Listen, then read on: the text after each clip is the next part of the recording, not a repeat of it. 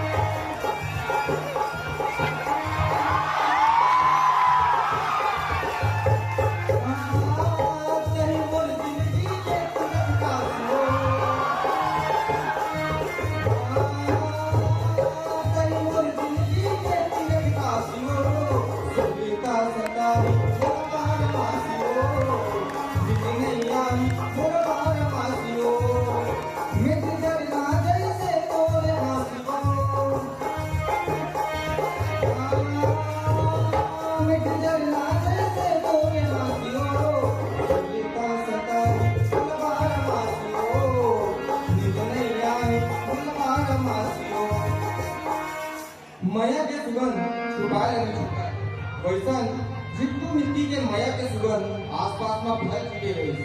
मिट्टी दूर चले जाने या डर से भाई मन एक शर्त रखी तोला मिट्टी संग बिहाव करने में तो तोला घर जमाई बनना पड़ी। कथे मया में कोई शर्त नहीं रहा है लेकिन जितू ला मया में ये शर्त ला मानने लगी तब जाके ओखर बिहाव हो।